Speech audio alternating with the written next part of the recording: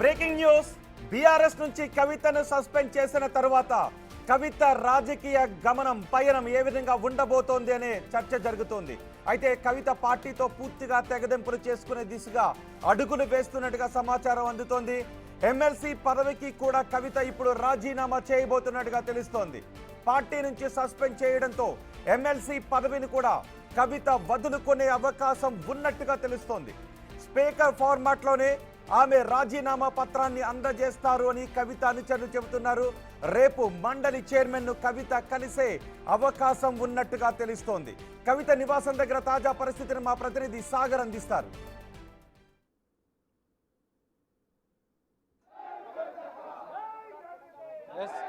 తెలంగాణ రాజకీయాల్లోనే ఒక సంచలనం, కీలక పరిణామాలు చోటు చేసుకుంటున్నాయి. ఇటు బీఆర్ఎస్ పార్టీ నుంచి కవితను సస్పెండ్ చేసిన అనంతరం కూడా తెలంగాణ జాగృతి కార్యాలయం వద్ద కొంత సందడి వాతావరణం నెలకొంది. ఇప్పటికే జాగృతి కీలక నేతలు, ఎమ్మెల్సీ కవిత ముఖ్య అనుచరులు కూడా జాగృతి కార్యాలయానికి చేరుకొని ఇటు హరీష్ రావుకి వ్యతిరేకంగా నినాదాలు చేస్తున్నారు. అయితే ఇప్పటికే కవిత ఒక కీలక నిర్ణయం కూడా తీసుకునే అవకాశం కనిపిస్తుంది పార్టీతో పూర్తిగా. ఎందుకంటే ఇప్పటికే సస్పెండ్ చేస్తూ పార్టీ నిర్ణయం తీసుకునే నేపథ్యంలో ఆమె పార్టీ ఇచ్చినటువంటి ఎమ్మెల్సీ పదవిని కూడా త్యాగం చేసేందుకు, ఎమ్మెల్సీ పదవికి కూడా రాజీనామా చేసేందుకు సిద్ధమైనట్లుగా కూడా తెలుస్తుంది. పార్టీ సస్పెండ్ నేపథ్యంలో స్పీకర్ ఫార్మాట్లో తన రాజీనామా పత్రాన్ని అందజేయడానికి సిద్ధమైనట్లుగా కూడా తెలుస్తుంది.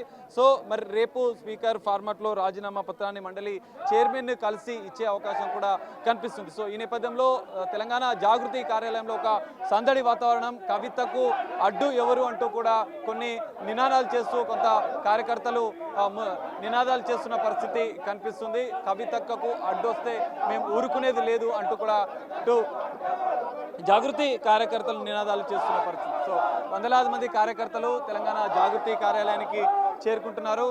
ఖబర్దార్, కవితకు అడ్డొస్తే మేము ఊరుకునేది లేదంటూ చెప్తున్న పరిస్థితి. సో సార్ మనం చూడవచ్చు ఇప్పటికే ఇప్పుడు పార్టీ నుంచి సస్పెండ్ చేస్తూ నిర్ణయం తీసుకున్నారు. సో పార్టీ ఇచ్చిన ఎమ్మెల్సీ పదవిని కూడా ఆమె రాజీనామా చేసే అవకాశం ఉన్నట్లు వార్తలు వస్తున్నాయి. మాకు ఇప్పుడిప్పుడే ఆ టీవీల ద్వారా తెలుస్తోంది. ఇంకా మా అధినాయకురాలు ఆదేశాలు ఏం రాలేదు, ఇంకేం జరుగుతుందో తెలియదు. కానీ ఒకటి మాత్రం నిజం, ఈ తెలంగాణనే శ్వాసించి, తెలంగాణ కోసమే జీవించి, తెలంగాణ ఆత్మ గౌరవ పతాకను ఎత్తిపట్టి ప్రపంచానికి తెలంగాణ గౌరవాన్ని చాటి చెప్పినటువంటి కవితక్క పైన ఇవాళ వేటు వేయడం అంటే తెలంగాణ ఉద్యమకారులను అవమానించినట్టు, తెలంగాణ సమాజాన్ని అవమానించినట్టు, తెలంగాణ నుండి మహిళా నాయకత్వాన్ని అవమానించినట్టుగా నేను భావిస్తా ఉన్నాను. మేము కూడా ఉద్యమంలో ఆమె కలిసి నడిచిన వాళ్ళం. 2006 నుంచి కవిత గారిని దగ్గరగా చూసిన వాళ్ళం.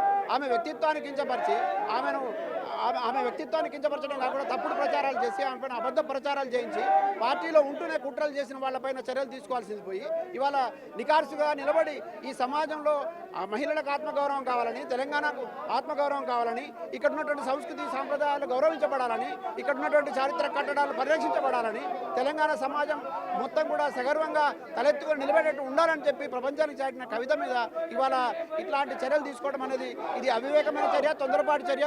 కేసీఆర్ గారు కూడా పునరాలోచన చేయాలని కోరుతా ఉన్నారు. ఇప్పుడు కవిత పార్టీకి పూర్తిగా దూరమైనట్లే అని భావిస్తున్నారా? ఎట్లా ఉండబోతుంది జాగృతి భవిష్యత్తు కార్యాచరణ? ఇంకా ఇప్పుడే ఏం చెప్పలేము. ఇంకా మా అధినాయకురాలు మమ్మల్ని కలవలేదు, ఇంకా మేమేం మాట్లాడలేదు. మాకు ఎప్పుడు టీవీలో చూసి ఇక్కడ ఉన్నటువంటి నాయకులు, కార్యకర్తలు కొంత ఆందోళనకు గురై వాళ్ళలో ఉన్నటువంటి భావోద్వేగం ఇట్లా నిరసన రూపంలో కనబడతా ఉంది. కానీ ఏదేమైనా ఒకటి మాత్రం నిజం, కవితక్కతో పెట్టుకున్న వాళ్ళు, కవితక్కను తక్కువ చేసి చూపించేటువంటి ప్రయత్నం చేసిన వాళ్ళు భవిష్యత్తులో ఖచ్చితంగా గుణపాఠం తప్పదు వాళ్లకు. ఫైనల్ గా కవిత కొత్త రాజకీయ పార్టీ ఒకవేళ పెడితే జాగృతి శ్రేణులు అంతా కూడా ఆమె వెంట. జాగృతి తెలంగాణ రాష్ట్ర సమితి ఒక శరీరం అయితే జాగృతి ఒక ఆత్మలాగా పనిచేసింది. టీఆర్ఎస్ పార్టీ ఒక హార్డ్వేర్ అయితే జాగృతి ఒక సాఫ్ట్వేర్ లాగా పనిచేసింది. కవితక్క ఈ సమాజం వైపు నుంచి తెలంగాణ రాష్ట్ర సమితికి, ఇప్పుడు భారత రాష్ట్ర సమితికి ఒక ఆత్మలాగా పనిచేసింది. కాబట్టి ఆమె మీద చర్యలు తీసుకున్న తర్వాత జాగృతి సంస్థ చెప్తుంది. ఇంకా మా నాయకులతో మాట్లాడలేదు. తర్వాత కార్యకర్తలుగా ఎటువంటి నిర్ణయం తీసుకుంటే బాగుంటుందని అనుకుంటున్నారు వాళ్ళు?